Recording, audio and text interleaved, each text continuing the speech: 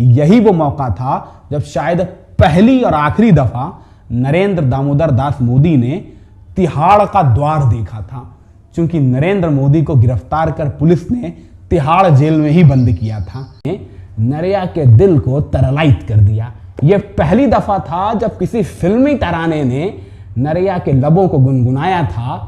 गीत के बोल थे, मगर यात्रा तो नरिया की यहां भी नहीं थमने वाली थी, क्योंकि सुदूर उत्तर पूर्व और अरुणाचल के पहाड़ों से निकल ब्रह्मपुत्र के किनारे किनारे नरिया, चूंकि जल्द ही नरिया की जिंदगी में दस्तक होने वाली थी एक ऐसे तूफान की, जो तूफान देखते ही देखते नरिया के बचपन से सुख, चैन और संतुष्टि की तस्वीर बदल देने वाला था।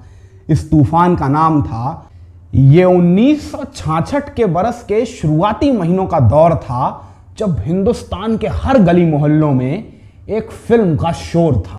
और इसी फिल्म को गिरनार की पहाड़ियों की तलहटी में बसे एक छोटे से कस्बे के टॉकीज से देखकर निकलता एक 16 बरस का लड़का पूरी रफ्तार से अपनी ही धुन में मगन, बगैर किसी की परवाह किए सरपट भागा चला जा रहा था कि अचानक पीछे से एक आवाज आती है, अरे नरिया सुन तो। लड़के के कदम थमते हैं, गर्दन पीछे घूमती है। ये नरिया के 11वीं के संस्कृत के अध्यापक प्रहलाद पटेल थे। लड़के ने गुरुजी को देखा तो भागकर गुरुजी के पास पहुंचा। पांव छुए तो गुरुजी ने नरिया का कंधा पकड़ के कहा, क्या रे नरिया, क्या हुआ तुझे आजकल? कहां खोया रहता है आजकल? हमेशा गुमसुम सा, अपने में खोया खोया। फिल्म देख कर आ रहा है मगर फिर भी इतना बेचैन नजर आ रहा है। क्या बेचैन कर रहा है? सामने खड़ा लड़का कोई जवाब नहीं देता है और चुपचाप गुरुजी के पांव छूकर वापस मुड़ अपनी ही धुन में मगन चला जाता है।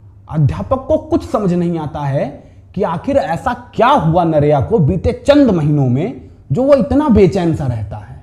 और सच कहूं, गुरुजी समझ भी नहीं सकते थे, कोई भी नहीं समझ सकता था नरिया के दिल की बेचैनी का हाल, क्योंकि उस बेचैनी को समझने के लिए तो नरिया की जिंदगी में उतरना पड़ेगा। वो जिंदगी जो शुरू तो हो जाती है 17 सितंबर 1950 के रोज दामोदर दास मूलचंद और हीराबेन के घर जन्म लेने से, मगर ये तो किस्से और कहानियों में होता है ना, जहां जिंदगी जन्म लेने की तारीख से शुरू हो जाया करती है। असल जिंदगी तो जहन में समझ के दाखिले से शुरू होती है, और अभी समझ का दाखिला हुआ कहां था नरिया के जहन में। और जब जहन में समझ ने अपना पहला कदम आगे बढ़ाया तो पिता ने उसी एक कदम में घर की दहलीज से रेलवे स्टेशन के पास की चाय की टपरी के बीच की दूरी नाप दी थी। 7.5-8 बरस की उम्र रही होगी नरिया की जब अपने पिता के साथ रेलवे प्लेटफॉर्म पर चाय बेचने लगा था। ये अंग्रेजों का बसाया एक हाल्ट स्टेशन था, जहां रुकने वाली गाड़ियों की कतार इक्का दुक्का हुआ करती थी। 1-2 गाड़ी सुबह रुकती थी, 1-2 गाड़ी शाम रुकती थी। बीच में किसी भी गाड़ी का कोई ठहराव इस स्टेशन पे नहीं था, तो बीच का बड़ा अंतराल खाली गुजरता था। तो पिता ने नरिया का दाखिला बगल के नारायणाचार्य भगवताचार्य स्कूल में भी करा दिया। तो 8 बरस का नरिया सुबह सुबह उठता था, अपने पिता की उंगली थाम चाय की टपरी पर पहुंच जाता था। सुबह आने वाली पैसेंजर में दाखिल हो यात्रियों को चाय बांटता था, फिर बस्ता लेकर स्कूल चला जाता था। शाम को आकर फिर पिताजी के साथ शाम वाली गाड़ी में चाय बेचता था। मगर सच कह रहा हूं, नरिया के इस अभावग्रस्त बचपन को देखकर जितना हम और आप द्रवित हो रहे हैं, नरिया को अपने इस बचपन में अभाव जैसा कुछ भी नजर नहीं आता था, क्योंकि नरिया की समझ में तो दुनिया बस उसकी घर की दहलीज से शुरू होकर रेलवे स्टेशन के प्लेटफॉर्म नंबर 1 पर सिमट जाती थी। उसके जहन की दुनिया ही यही थी।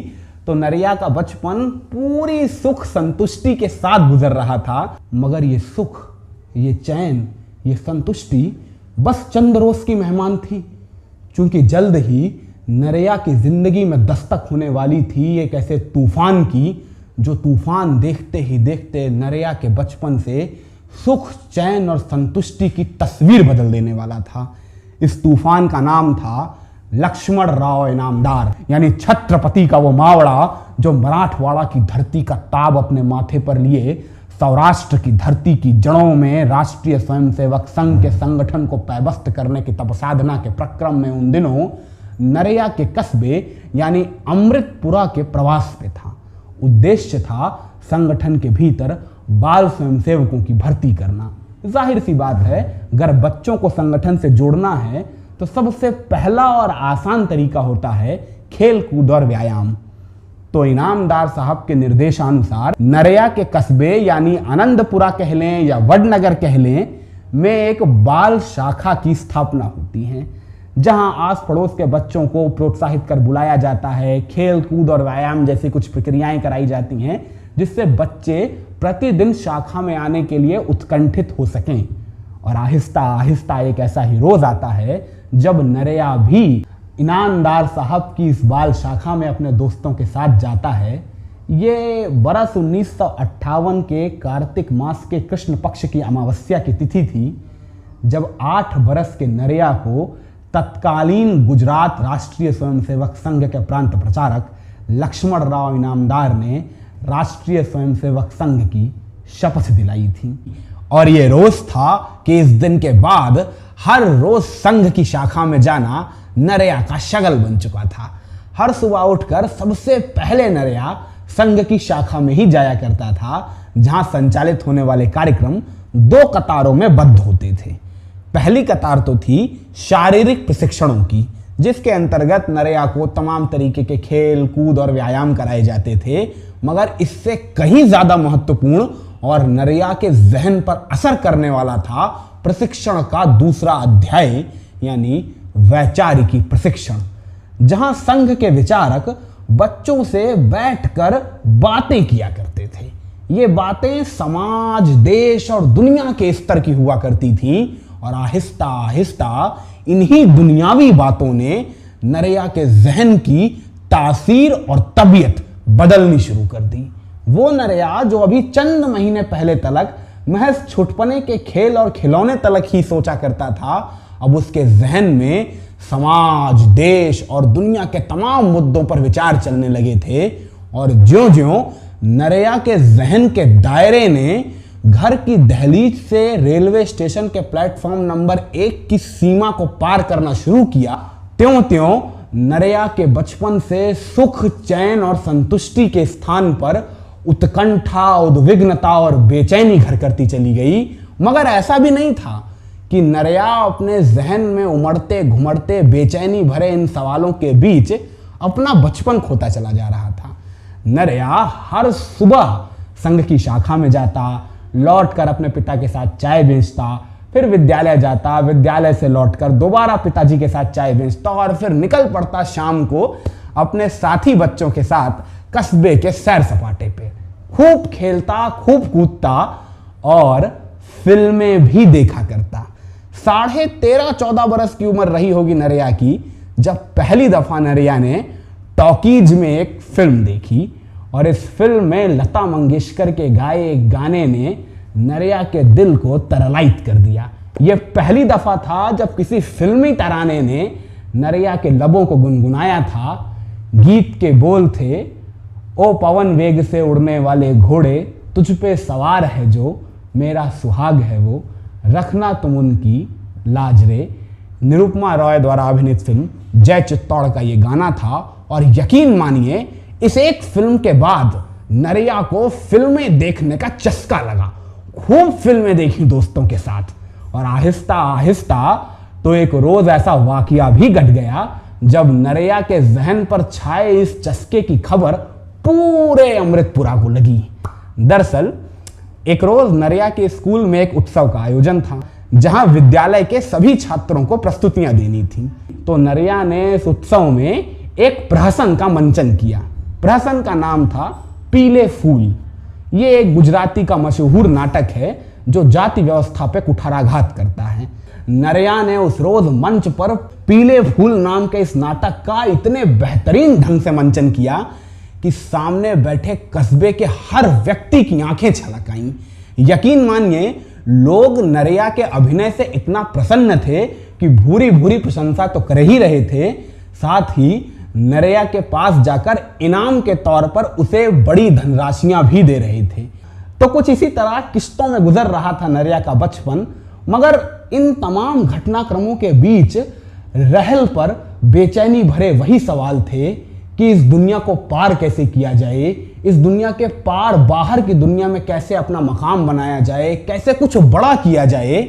आहिस्ता आहिस्ता बचपन तरुणाई की दहलीज पर दाखिला लेता है और अचानक एक रोज नरैया के कानों में गूंजती है एक खबर कस्बे में उस मशहूर फिल्म के पदार्पण की, जिस फिल्म ने उन दिनों हिंदुस्तान के हर गली मोहल्ले में शोर कर रखा था। ये देवानंद की कालजयी फिल्म गाइड थी, जिसे देखने के लिए नरैया अपने स्कूल के अध्यापकों के साथ टॉकीज गया था। नरैया ने फिल्म देखी और यकीन मानिए, यकीनन इस फिल्म ने दुनिया भर के लाखों लोगों के दिल जीते होंगे, मगर नरैया के दिलो जहन पे जैसा असर इस फिल्म ने किया, वैसा शायद ही किसी के दिल पे किया हो। क्योंकि इस फिल्म को देखते देखते ही अचानक से नरैया को उसके जहन में कौंधते सवालों का एक कौंधता सा जवाब नजर आ गया था, मगर यह जवाब शायद उतना ही बेचैन करने वाला था जितने बेचैन करने वाले थे वो सवाल। दरअसल बीते कई वर्षों से संघ के विचारकों के हिंदुत्व की रहल पे दिए गए वक्तव्यों का आहिस्ता आहिस्ता नरैया पर कुछ इस कदर असर पड़ा था कि नरैया अध्यात्म की ओर रुख करने लगा था। और इसी बीच जब उसने गाइड फिल्म पर्दे पर देखी और वहां आत्मा, अंतरात्मा और परमात्मा के संबंधों पर वो विवेचना सुनी, तो यकायक नरैया के जहन में उसके हर उमड़ते घुमड़ते सवाल का बस एक ही जवाब नजर आ गया, संन्यास। संन्यास सक्रिय जीवन से, समाज के बंधनों से। मगर ये ख्याल तो बहुतों के जहन में आता है, मगर उन सभी के जहन में इस ख्याल के बाद आते हैं ख्यालों के वो बवंडर, जिन बवंडरों को पार कर पाना सबके बस की बात नहीं होती है।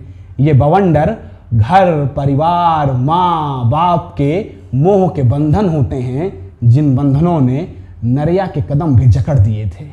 नरैया चाहता था संन्यास लेना, मगर ले नहीं पा रहा था, क्योंकि कभी माँ का प्यार पुकारता तो कभी भाई का साथ। ये बंधन इतने मजबूत थे कि नरैया से तोड़े नहीं जा रहे थे।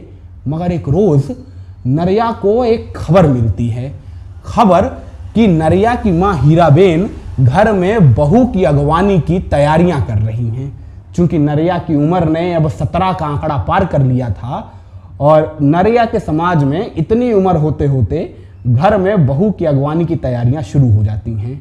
और यकीन मानिए, इस एक खबर ने नरैया के जहन पर छाए शक और शुबों के तमाम धुंधलकों को एक झटके में साफ कर दिया।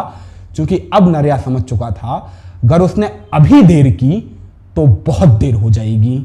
एक ऐसे बंधन में जकड़ जाएगा जो बंधन उससे तोड़ा नहीं जाएगा। इसीलिए उसी रात नरैया ने फैसला किया और सुबह भोर की पहली किरण से पहले बगैर किसी को बताए घर से संन्यास के रास्ते पर निकल पड़ा। नरैया को अपनी मंजिल पता थी। यह मंजिल थी निकटतम रामकृष्ण मिशन आश्रम, जिस आश्रम के विषय में नरैया को संघ के विचारकों के जरिए ही पता चला था। नरैया के कदम पूरी रफ्तार से अपनी मंजिल की ओर बढ़ते जा रहे थे और इधर घर परिवार के लोगों ने नरैया के न मिलने पर नरैया की खोज शुरू की।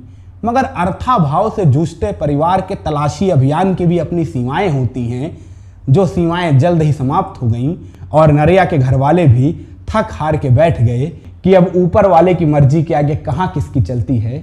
बेटा नहीं मिला सो नहीं मिला। और उधर नरैया जिस रामकृष्ण मिशन आश्रम को मंजिल समझ घर से आगे बढ़ा था, वो रामकृष्ण आश्रम असल में उसकी मंजिल नहीं, उसके रास्ते का बस एक पड़ाव भर था। क्योंकि आश्रम में जाने के बाद, साधुओं से मिलने के बाद, उनसे बात करने के पश्चात नरैया को ना जाने ऐसा क्या भान हुआ कि नरैया उस आश्रम से यात्री जत्थे के साथ निकल पड़ा और देश भर के सुदूर इलाकों में बने रामकृष्ण मिशन के मठों में जा जाकर अलग अलग साधुओं और विचारकों से मुलाकातें करने लगा। करीब 1.5 बरस गुजर चुके थे इस यात्रा के दौरान और नरैया ने इन 1.5 बरसों में उत्तर पूर्व के ना जाने कितने सुदूरतम इलाकों में बसे रामकृष्ण मिशन के स्तर के मठों का दौरा कर लिया था। मगर यात्रा तो नरैया की यहां भी नहीं थमने वाली थी, क्योंकि सुदूर उत्तर पूर्व और अरुणाचल के पहाड़ों से निकल ब्रह्मपुत्रा के किनारे किनारे नरैया ने बेलूर का रुख किया और फिर बेलूर से हुगली के किनारे कलकत्ता रामकृष्ण मिशन के सिरमौर मठ का, मगर मंजिल तो यहां भी नहीं थी, कहीं और थी। जो मंजिल अब आहिस्ता आहिस्ता खुद नरिया को अपने पास पुकार रही थी, ये मंजिल थी अल्मोड़ा के कुमाऊं के पहाड़ों की वो कंदराएं, जिन कंदराओं में रामकृष्ण मिशन मठ के तमाम साधु वर्षों से तपलीन थे। आहिस्ता आहिस्ता नरिया का काफिला अल्मोड़ा पहुंचा। अल्मोड़ा के इस आश्रम में नरिया ने सबसे ज्यादा वक्त गुजारा, करीब 6 महीने से 1 बरस का वक्त एक ही आश्रम में।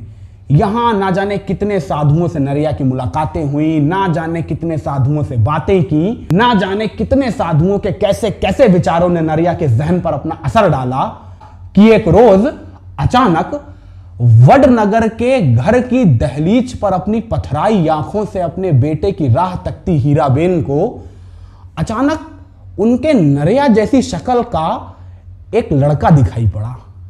पास जाकर देखा तो ये उनका नरिया ही था। मां ने स्पर्श कर अनुभूति से पहचानने की कोशिश की तो पल भर में समझ गई ये उनका नरिया ही है।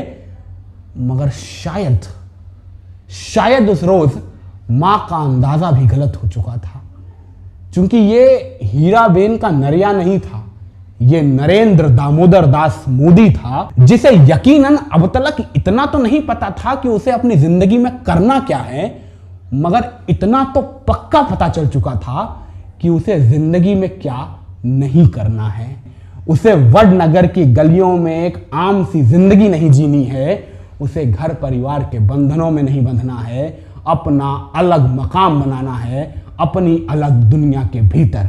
इसीलिए नरिया ने घर की दहलीज लांघने से पहले ही यह ऐलान कर दिया कि यकीनन वो घर में लौट आया है, यकीनन उसने संन्यास का इरादा भी छोड़ दिया है, मगर कोई ये समझने की भूल कतई ना करे कि अब नरिया अपनी जिंदगी का गुजर बसर वडनगर के उस मकान के अंदर करने वाला है। नरिया ने साफ कर दिया कि वो जल्द ही अहमदाबाद का रुख करेगा, जहां पहले चाचा जी की कैंटीन में चाचा जी का हाथ बटाएगा और फिर जल्द ही अपना इंतजाम खुद कर लेगा। यकीनन परिवार वाले नरिया के इस ऐलान से अचरज में थे, अचंभे में थे, मगर फिर भी सबको सुकून था कि चलो नरिया ने कम से कम संन्यास तो नहीं लिया, अहमदाबाद में रहेगा पर हमारी नजरों में तो रहेगा। अहमदाबाद पहुंचने के बाद नरेंद्र ने अपने चाचा जी से मुलाकात की और फिर चाचा जी से बात कर उनकी कैंटीन में उनका हाथ बटाने लगा। विनम्र था, मृदुभाषी था, सेवक स्वभाव का था, तो चाचा जी की भी खूब सेवा करता था, जिससे आहिस्ता आहिस्ता चाचा जी के साथ भी नरेंद्र की खूब छनने लगी। वाकपटु भी था नरेंद्र, तो कैंटीन में आने जाने वाले ग्राहकों के साथ भी जल्द ही मधुर संबंध बना लिए थे नरेंद्र ने।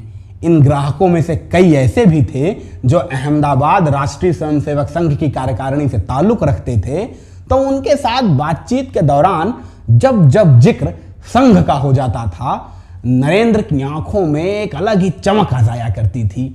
याद आ जाता था नरिया को अपना संघ वाला वो दौर, जब नरिया हर रोज शाखा जाया करता था, विचारकों की बातें सुना करता था। नरिया ने अपनी जिंदगी के उस सफरनामे के बारे में उन ग्राहकों से भी खुल के चर्चा की थी। तो उन्हीं ग्राहकों में से कई ग्राहकों ने नरिया को भी राष्ट्रीय स्वयंसेवक संघ के भीतर सक्रियता बढ़ाने का आमंत्रण दे दिया। नरेंद्र के लिए यह आमंत्रण किसी बिछड़े हुए अपने के दोबारा मिलने सरीखा था, तो नरेंद्र ना कैसे करते।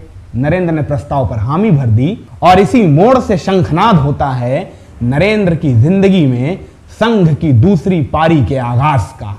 मगर जब तलक ये आगाज मुकम्मल मंजिल तलक पहुंचता कि नरेंद्र के चाचा ने इस आगाज के अंजाम की इबारत लिख दी। दरअसल जब नरेंद्र राष्ट्रीय स्वयंसेवक संघ और कैंटीन दोनों की जिम्मेदारियों को संभालने की कोशिश करने लगे, तो चाचा जी की व्यक्तिगत सेविकाई के लिए समय कम पड़ने लगा। तो चाचा जी ने जल्द ही नरेंद्र को सख्त हिदायत दे दी कि राष्ट्रीय स्वयंसेवक संघ के भीतर सक्रियता कम करो और केवल घर और कैंटीन पर ही अपना ध्यान लगाओ।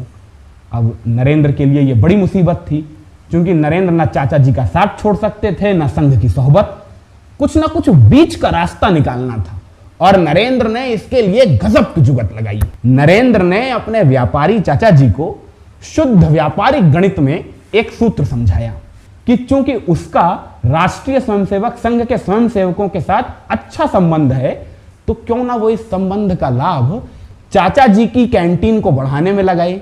चाचा जी ने सवाल दागा, कैसे? नरेंद्र ने जवाब दिया कि गीता मंदिर के पास वाले नुक्कड़ की गली में है राष्ट्रीय स्वयंसेवक संघ का प्रांतीय कार्यालय, जहां स्वयंसेवकों का आना जाना कम से कम सुबह और शाम तो लगा रहता है।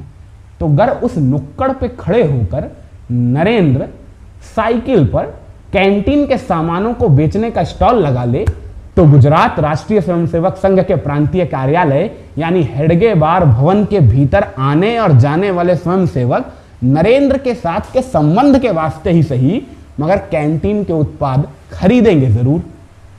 अब बात व्यापार की आ चुकी थी, पैसे की आ चुकी थी, तो चाचा जी को यह सूत्र भली प्रकार से समझ आ गया और चाचा जी ने इस प्रस्ताव पर हामी भर दी, जिसके बाद हर सुबह नरेंद्र चाचा जी की कैंटीन से एक भगोना चाय और 2 थैलों में चाय के साथ खाने वाले नाश्ते भरकर साइकिल चलाता हुआ अहमदाबाद के गीता मंदिर वाले नुक्कड़ पर जाकर खड़ा हो जाता और सुबह शाखा से लौटते हुए हेडगे बार भवन से निकलते हुए स्वयंसेवकों को नुक्कड़ पर चाय पिलाता, नाश्ता कराता। आहिस्ता आहिस्ता उन स्वयंसेवकों के बीच अपनी वाक्पटुता के जरिए नरेंद्र मशहूर होने लगा, एक नए नाम से, नाम स्वयंसेवक चाय वाला। यह नाम नरेंद्र को इसी नाते मिला था क्योंकि नरेंद्र आते जाते हर स्वयंसेवक से संघ के अपने सफरनामे के बारे में जिक्र जरूर करता था। एक ऐसा ही रोज था कि तत्कालीन संघ के प्रांत प्रचारक वकील साहब अपने स्वयंसेवकों के साथ बैठकर बातें कर रहे थे कि बात ही बात में जिक्र नुक्कड़ पर खड़े होने वाले स्वयंसेवक चाय वाले का हो गया। यह नाम वकील साहब के कान में पहली दफा पड़ा। वकील साहब ने झट से पूछा, स्वयंसेवक चाय वाला? तो सामने बैठे स्वयंसेवकों को तो मुंह जबानी रटी थी नरेंद्र की कहानी। लगे हाथ नरेंद्र के वडनगर से लेकर आसाम और अल्मोड़ा तलक के सफर की पूरी कहानी वकील साहब को सुना दी गई। अब कहानी इतनी जानदार थी कि वकील साहब खुद को नरेंद्र से मिलने से रोक न सके। एक शाम साथी स्वयंसेवकों के साथ स्वयं गुजरात प्रांत प्रचारक वकील साहब नरेंद्र के चाय के ठीहे पे जा पहुंचे। नरेंद्र ने जो ही वकील साहब को देखा तत्काल पांव छुए और साथ ही सुनाता है 14 बरस पुराना उनका और अपना वो वाकया जिस वाकये ने वकील साहब की आंखें छलका दी थी। नरेंद्र वकील साहब को याद दिलाता है कि कैसे 8 बरस के नरिया को लक्ष्मण राव इनामदार यानी वकील साहब ने ही तब अमृतपुरा यानी वडनगर में राष्ट्रीय स्वयंसेवक संघ की शपथ दिलाई थी 1958 के कार्तिक मास की अमावस्या की तिथि पर। वकील साहब के जहन में वो वाकया भी जिंदा हुआ और इसके साथ ही जिंदा हुई नरेंद्र के लिए वात्सल्य की वो ममता, जिस ममता ने आने वाले दिनों में नरेंद्र की तस्वीर, तासीर और तबीयत सब कुछ बदल डाली। तत्काल वकील साहब ने नरेंद्र से सवाल दागा, अच्छा तो आजकल अहमदाबाद में कहाँ रह रहे हो? नरेंद्र ने चाचा के घर, कैंटीन का हाल संभालना, ये तमाम व्यथाएं कह सुनाई। तो वकील साहब ने सारी राम कहानी सुनने के बाद एक सवाल किया, हमारे साथ रहना पसंद करोगे? अब इसी सवाल का तो मुद्दतों से इंतजार कर रहे थे नरेंद्र, तो ना कहते कैसे। नरेंद्र ने इस प्रस्ताव पर हामी भरी और इसके बाद गुजरात राष्ट्रीय स्वयंसेवक संघ के प्रांतीय कार्यालय यानी हेडगे बार भवन का कमरा नंबर 3 बनता है नरेंद्र दामोदर दास मोदी का नया आशियाना। मगर यह नया आशियाना यूं ही नहीं मिला था नरेंद्र को। इसके बदले नरेंद्र पूरे हेडगे बार भवन की साफ सफाई का ख्याल रखते, गमलों की बागवानी करते, झाड़ू पोछा करते, कार्यालय में रहने वाले प्रचारकों के लिए सुबह की चाय, सुबह का नाश्ता, फिर दोपहर का खाना बनाते। इतना ही नहीं, इनामदार साहब के कपड़े धोते, कार्यालय में आने जाने वाले संघ के बड़े पदाधिकारियों को रेलवे स्टेशन से लाना, रेलवे स्टेशन छोड़ना, उनके लिए टिकट कटाना, ऐसे तमाम छोटे बड़े काम नरेंद्र पूरी जिम्मेदारी के साथ निभाते थे, जिसके चलते आहिस्ता आहिस्ता गुजरात प्रांत के तमाम बड़े राष्ट्रीय स्वयंसेवक संघ के पदाधिकारियों की दृष्टि में नरेंद्र एक सेवक के तौर पे प्रसिद्ध होने लगे थे कि बड़ा सेवा भाव वाला बालक है। अच्छी तरह से सेवा करता है, जिम्मेदारी से जिम्मेदारियां निभाता है और आहिस्ता आहिस्ता जिम्मेदारी से जिम्मेदारियां निभाते निभाते कब नरेंद्र को इनामदार साहब अपनी जिम्मेदारी समझने लगे, ये ना उन्हें समझ आया ना नरेंद्र को समझ आया। यकीन मानिए इनामदार साहब नरेंद्र को अपने पुत्र के जैसा स्नेह करने लगे थे और पिता तो यही चाहता है कि पुत्र उससे भी बड़ा बने। और इसी सिलसिले में एक रोज इनामदार साहब नरेंद्र को अपने पास बुलाते हैं और कहते हैं, नरेंद्र, दिल्ली में विद्यार्थी परिषद एक बड़े प्रदर्शन की तैयारियां कर रहा है। मैं चाहता हूं तुम दिल्ली जाओ और विद्यार्थी परिषद के उस प्रदर्शन में हिस्सा लो। यह वो वक्त था जब इसके पहले नरेंद्र ने दिल्ली छोड़ दीजिए, गुजरात छोड़ दीजिए, अहमदाबाद के भीतर भी किसी छोटे से सियासी प्रदर्शन में भी हिस्सा नहीं लिया था। तो कैसे अचानक राष्ट्रीय राजधानी के भीतर विद्यार्थी परिषद के इतने बड़े प्रदर्शन में वो हिस्सा ले लेते? एक झिझक सी होती है और इसी झिझक के नाते नरेंद्र दिल्ली जाने से ना नुकुर कर रहे थे। मगर इनामदार साहब ने नरेंद्र को सख्त हिदायत दी कि नहीं, तुम्हें दिल्ली जाना होगा, इस प्रदर्शन में हिस्सा लेना होगा, क्योंकि अगर दिल्ली में किसी प्रदर्शन में हिस्सा नहीं लोगे तो राष्ट्रीय स्वयंसेवक संघ हो या भारतीय जनता पार्टी, इन दोनों के आला कमान की नज़र में कभी नहीं चमक पाओगे। और अगर आला कमान की नज़रों में नहीं चमकोगे तो सियासी मुस्तकबिल बनने से रहा। और मैं चाहता हूं कि तुम सियासत में और आगे जाओ। ये इनामदार साहब की हिदायत थी, जिसके बाद नरेंद्र दिल्ली के लिए कूच करते हैं और विद्यार्थी परिषद के बांग्लादेश मुक्ति के लिए किए जाने वाले आंदोलन में हिस्सा लेते हैं। यह विद्यार्थी परिषद का बांग्लादेश मुक्ति को लेकर किया गया एक प्रदर्शन था। जाहिराना तौर से सरकार के विरुद्ध प्रदर्शन था। तो प्रदर्शनकारियों की पुलिस के साथ भिड़ंत हुई, जिस भिड़ंत के बाद तमाम प्रदर्शनकारियों को हिरासत में लिया गया। और यही वो मौका था जब शायद पहली और आखिरी दफा नरेंद्र दामोदर दास मोदी ने तिहाड़ का द्वार देखा था, क्योंकि नरेंद्र मोदी को गिरफ्तार कर पुलिस ने तिहाड़ जेल में ही बंद किया था। अब कहने को कह सकते हैं आप कि वाकई अगर नरेंद्र मोदी के वो गुरु ना होते तो नरेंद्र मोदी तिहाड़ जेल में ना बंद होते। मगर ये मोदी भी जानते हैं और राजनीति को समझने वाला हर शख्स जानता है कि मोदी का ये तिहाड़ जाना नरेंद्र मोदी की जिंदगी का वो सबसे अहम पड़ाव था, जिस पड़ाव के बाद यकायक मोदी की जिंदगी नए आयाम की ओर मुड़ती है। जिस नए आयाम की ओर मुड़ती हुई जिंदगी की दास्तान सुनाएंगे कभी और। फिलहाल आज नरेंद्र मोदी की दास्तान यहीं तलक। कैसी लगी? अगर अच्छी लगी हो तो लाइक करना मत भूलिएगा।